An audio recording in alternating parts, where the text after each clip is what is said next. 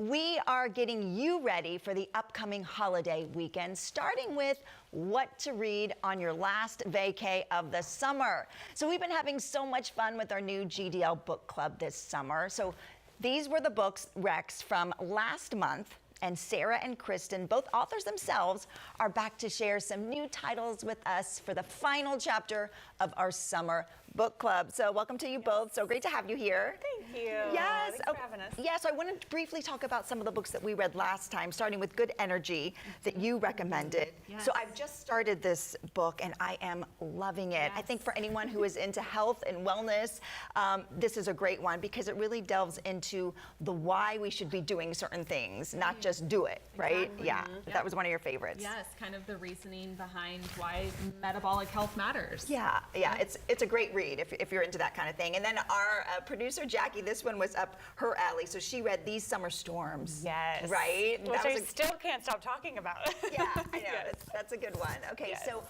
coming up this next book club that we have, what are your recommendations? You want to start? I would love to Okay. start. Okay, so my first recommendation is called It's a Love Story by Annabelle Monaghan. Now, I am a huge fan of Annabelle's. One of my favorite books of all time is Nora Goes Off Script, which was the first one I read from her.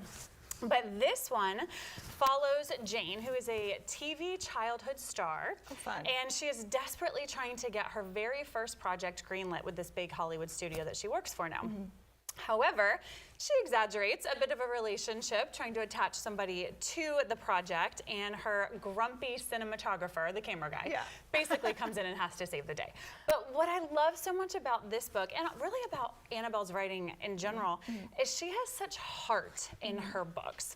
So we really get to understand and see sort of the loneliness and just the isolation that Jane feels as a childhood star. Yeah. And it's one of those books where, I don't know if you guys like this, but when you get a peek behind the curtain of an industry that you Yes. don't know a lot about, Very cool. like this is that for Yeah. the entertainment industry, Right. It's this peek behind the curtain. And I'm a part of that industry, and I Right. still want a peek behind every curtain. Yes, I know, because we should mention that you're an actress and you are in all kinds of things, right? Your most current show, what is it? Oh, yes.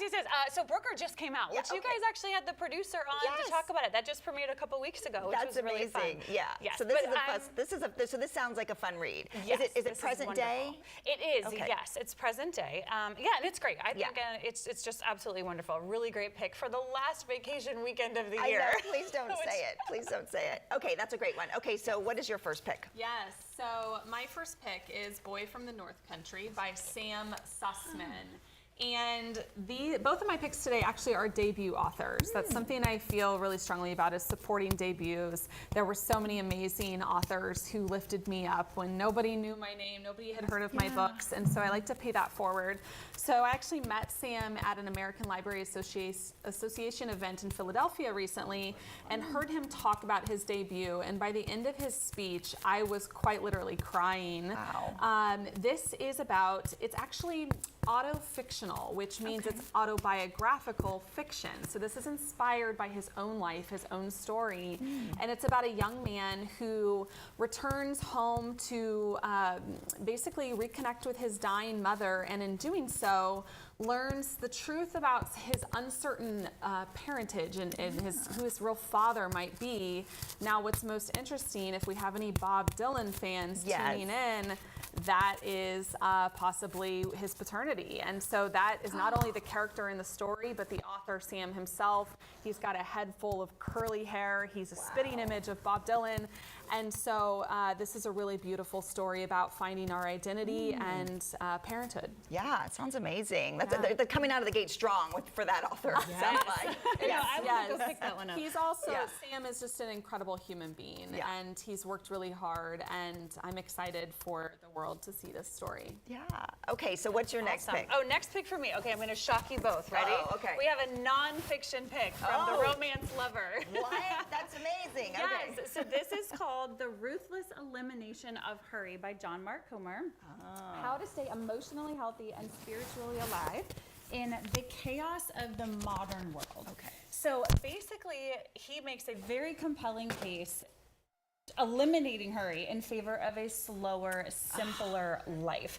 Now, we're getting into fall. Right. This is craziness. Yes, and my answer to every question is, oh, I'm doing great, but I'm just so busy. I know, Busy, right? busy, right? Yeah. And the reality, and what I've come to find, is that what we fill our heads with is the person that we become. So what gets our attention has an actual, an impact on the trajectory of our character and who we are. Yeah. And so my question and my challenge to you guys this morning is, what are you giving your attention to? Right. Now, this book was written with a faith-forward audience in mind, but there's a wider, more practical application for a wider audience. Yeah. And it really challenges where you're giving your attention to. Yeah, I love the idea of this. So important, especially right now as we get into the holidays, definitely. Yes. Yes. Okay, thank you for that one. Absolutely. All right, and what is your last pick? All right, so my second debut I'm here to talk about is The Beasts of Carnival by local Florida author Rosalia Rodrigo. This is set in a fictional, lush, historical fantasy world that is inspired by Puerto Rico.